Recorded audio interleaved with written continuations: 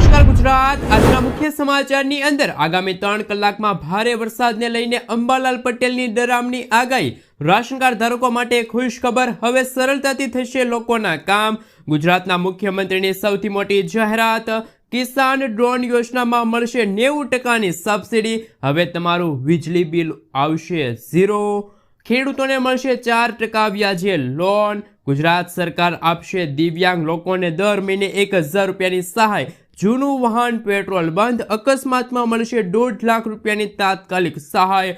લખપતિ દીદી યોજનાને લઈને સૌથી મોટી જાહેરાત, જનધન ખાતામાં આવશે પૈસા, આધાર કાર્ડ ધારકો માટે અંતિમ તક। અને આજના સૌથી મોટા ખેડૂત ઉપયોગી સમાચાર જાણીશું આજના આ વિડીયોની અંદર। મિત્રો, દરેક સમાચાર, દરેક માહિતી જણાવીએ એ પહેલા ગુજરાતના જે પણ મિત્રો ચેનલ પર જો પહેલી વાર આવ્યા હોય તો મિત્રો ખાસ કરીને વિડીયોને એક લાઇક કરી ચેનલને સબસ્ક્રાઇબ કરવાનું ભૂલતા નહીં। સાથે આજનો આ વિડીયો છે જેને અંત સુધી જોતા રહેજો। મિત્રો, ત્યાં તાજા અને હવામાન સમાચાર વિશે વાત કરીએ તો ગુજરાતમાં ચોમાસું ક્યારથી ભૂકા બોલાવશે? અંબાલાલ પટેલે તારીખ સાથે કરી છે અતિ ભારે વરસાદની આગાહી। અંબાલાલ પટેલે વધુ જણાવ્યું છે કે ગુજરાતમાં ચોમાસું શરૂ થવામાં છે, હવે વરસાદ ધીમે ધીમે વધતો જશે। અંબાલાલ પટેલે ખાસ કરીને તારીખ સાથે આગાહી કરી છે। 18 થી લઈને 24 જૂન દરમિયાન ઉત્તર ગુજરાતના ઘણા ભાગોમાં ભારે વરસાદ થવાની સંભાવના વ્યક્ત કરવામાં આવી છે। આ ઉપરાંત ગુજરાતના રાજસ્થાન સાથે જોડાયેલા વિસ્તારોમાં પણ ભારે વરસાદની શક્યતા જોવા મળી રહી છે। અંબાલાલ પટેલે જણાવ્યું કે બંગાળના ઉપસાગરમાં 2 લો પ્રેશર સિસ્ટમ બનવાની શક્યતા છે। પ્રથમ લો પ્રેશર 18મી જૂને બનશે, ત્યારબાદ બીજી સિસ્ટમ 22 જૂને બનવાની સંભાવના છે। આ લો પ્રેશર સિસ્ટમોની સીધી અસર ગુજરાતના હવામાન પર પડશે અને તેના કારણે રાજ્યમાં ભારે વરસાદની શક્યતા જોવા મળી રહી છે। અંબાલાલ પટેલે 26 થી લઈને 30 જૂન દરમિયાન ગુજરાતમાં ભારે વરસાદ થવાની શક્યતા વ્યક્ત કરી છે। જોકે એક મહત્વપૂર્ણ આગાહી સામે આવી છે। આ અંતર્ગત મિત્રો વાત કરીએ તો ગુજરાતમાં ફરી એકવાર જામશે વરસાદી માહોલ।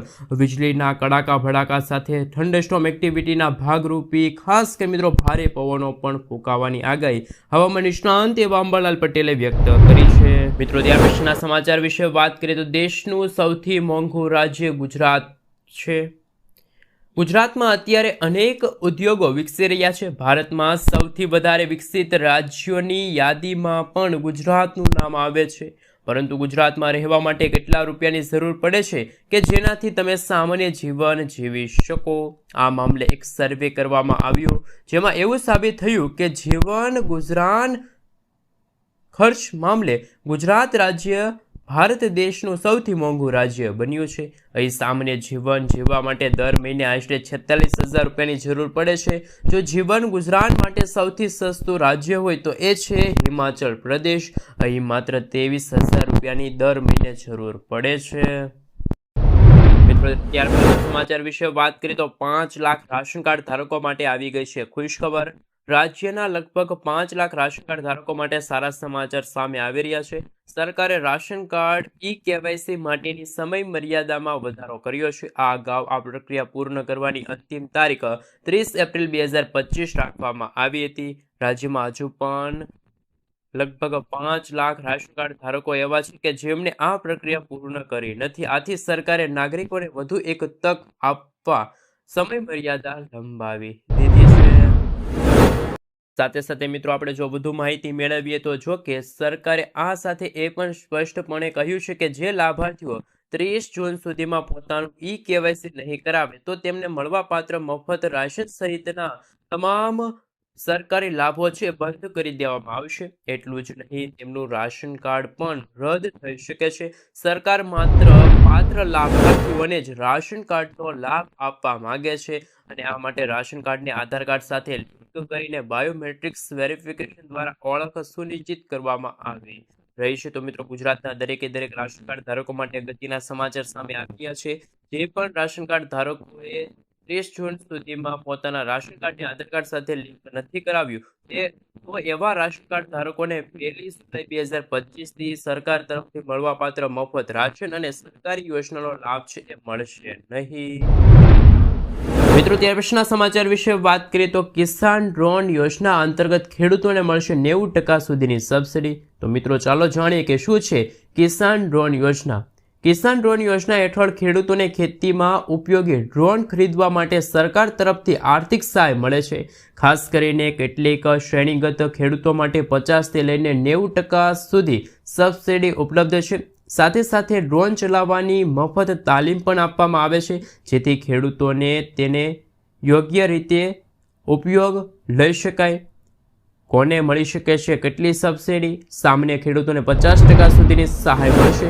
અનુસૂચિત જાતિ, અનુસૂચિત જનજાતિ, મહિલા ખેડૂતોને 90% સુધીની સબસિડી મળશે. અને સબસિડી માટે જરૂરી ડોક્યુમેન્ટ કયા કયા છે?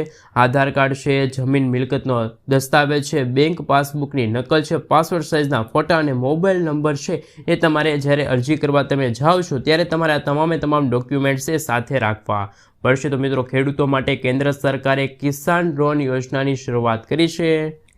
મિત્રો, ત્યાર પછીના સમાચાર વિશે વાત કરીએ તો હવે તમારું વીજળી બિલ 0 આવશે. વીજળીના વધતા બિલોથી પરેશાન છો તમે તો સરકારી યોજના વિશે તમારે જાણવું ખૂબ જ તમારા માટે અગત્યનું રહેશે. આ સરકારી યોજના દ્વારા ન માત્ર તમારી વીજળી બિલ ઓછા આવશે, પરંતુ દર મહિને પૈસાની બચત થશે. કેન્દ્ર સરકારની PM સૂર્યઘર યોજના દ્વારા લોકોને ભારે વીજળીના બિલમાંથી રાહત મળી રહી છે. 2 મહિનામાં 10,000ની બચત. ઉત્તર પ્રદેશના રહેવાસી લાભાર્થીએ જણાવ્યું હતું કે આ યોજનાથી ખેડૂત છે, વેપારી છે, તમામ લોકોને ફાયદો થઈ રહ્યો છે. સૌની વીજળીના બિલ બચત થઈ રહ્યા છે.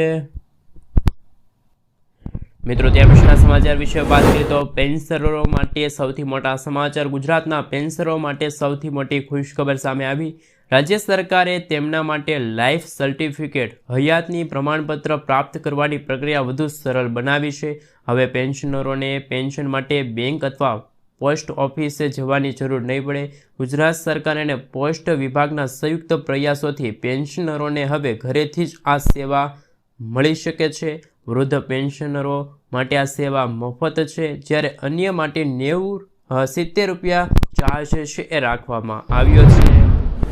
મિત્રો, ત્યાર પછીના સમાચાર વિશે વાત કરીએ તો ખૂબ જ અગત્યના સમાચાર સામે આવી રહ્યા છે.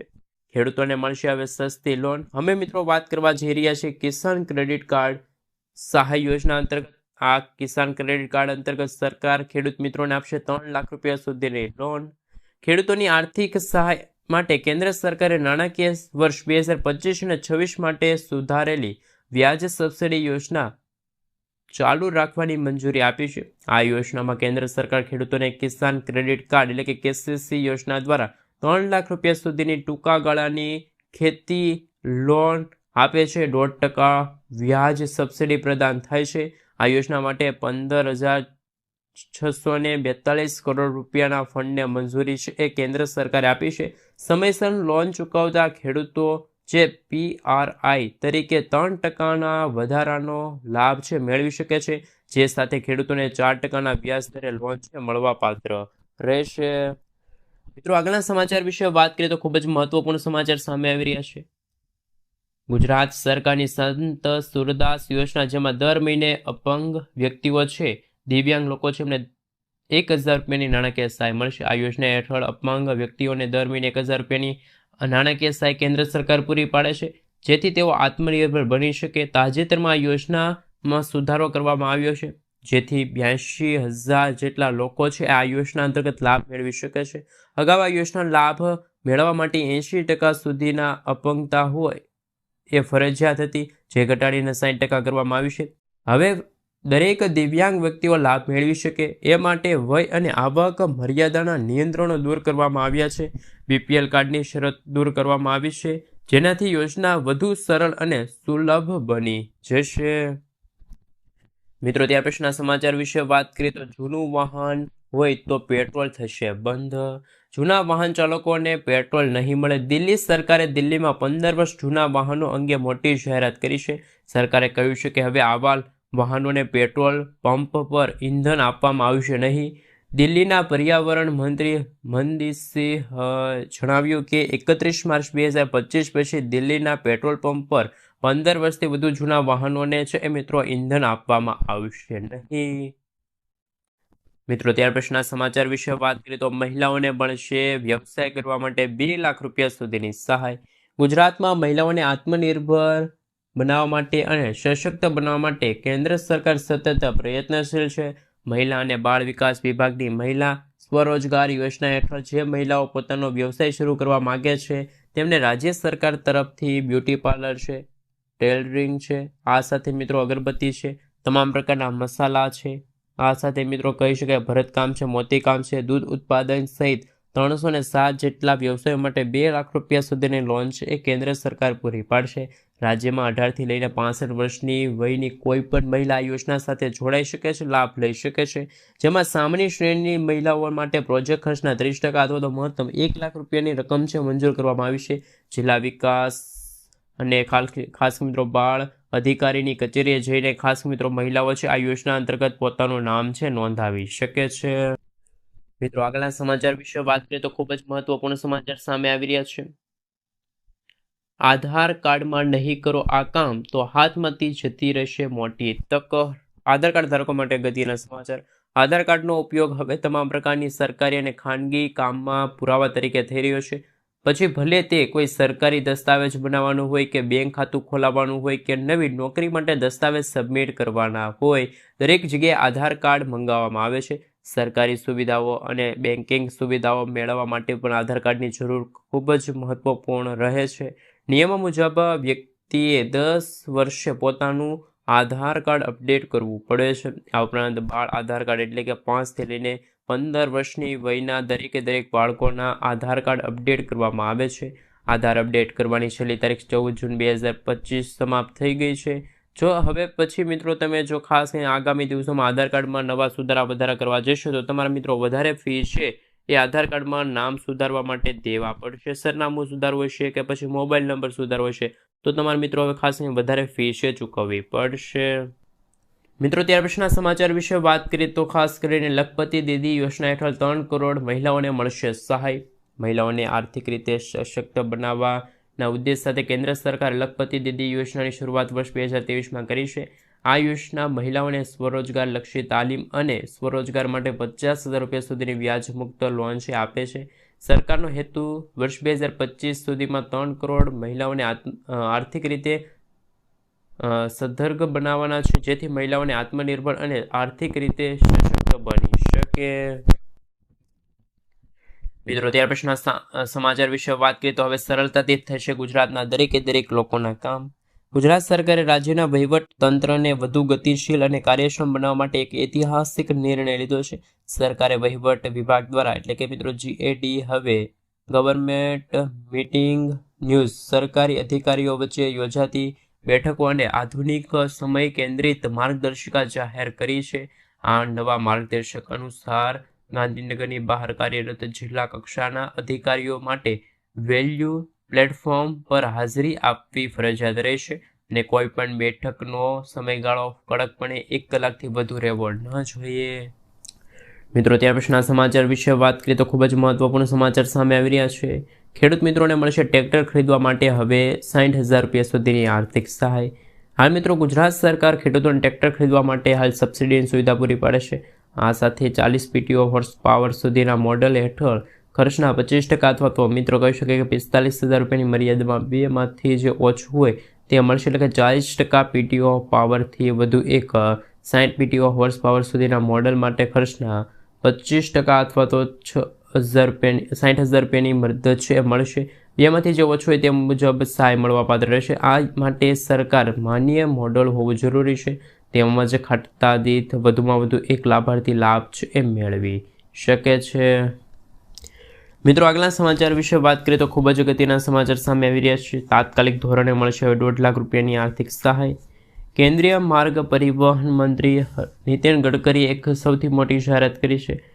આ અંતર્ગત મિત્રો કહી શકે કે પીડિતો માટે સૌથી મોટી જાહેરાત કરવામાં આવી છે. અકસ્માતમાં પીડિતો માટે કેશલેસ ટ્રીટમેન્ટ સિસ્ટમ લોન્ચ કરવામાં આવી છે. આ સ્કીમમાં સરકાર પીડિતોને 7 દિવસ સુધીમાં મેડિકલ ખર્ચ અથવા તો 1.5 લાખ રૂપિયા કવર આપવામાં આવશે. આ ઉપરાંત હિટ એન્ડ રન કેસના મૃતકોના પરિવારોને ખાસ મિત્રો 2 લાખ રૂપિયાની આર્થિક સહાય પૂરી પાડશે. અકસ્માતમાં પીડિતોને 24 કલાકમાં જાણ કરવાની રહેશે અને કેન્દ્ર સરકાર ખર્ચ અંતર્ગત માર્ગ અકસ્માતમાં ઘાયલ લોકોને તાત્કાલિક હોસ્પિટલે લઈ જવાના સારા લોકો માટે ઇનામની રકમમાં પણ 25,000 રૂપિયા છે એ કરવામાં આવ્યું છે. હાલમાં આ રકમ છે એ 5,000 રૂપિયા કરવામાં આવી હતી. કેન્દ્રીય માર્ગ પરિવહન અને રાજ્ય માર્ગ નીતિન ગડકરીએ સૌથી મોટી જાહેરાત છે એ કરી છે. મિત્રો આગળના સમાચાર વિશે વાત કરીએ તો ખૂબ જ અગત્યના સમાચાર સામે આવી રહ્યા છે. એમના વિશે મિત્રો જો વાત કરવામાં આવે તો ખાસ કરીને મિત્રો જો ખેડૂતો માટે સારા સમાચાર. ગુજરાતના કઠોળ ઉગાવતા ખેડૂતો માટે કેન્દ્ર સરકાર તરફથી રાહતભર્યા સમાચાર સામે આવી રહ્યા. 14 જૂન 2025થી જ રાજ્યમાં ઉનાળુ મગની ખરીદી ટેકાના ભાવે શરૂઆત થઈ ગઈ છે. ખેડૂતોને તેમના પરિશ્રમ અને મિત્રો કહી શકાય કે જે ઉત્પાદન માટે યોગ્ય કિંમત મળે તે માટે મિત્રો ખાસ કરીને ₹8,682 પ્રતિ ક્વિન્ટલ નિર્ધારિત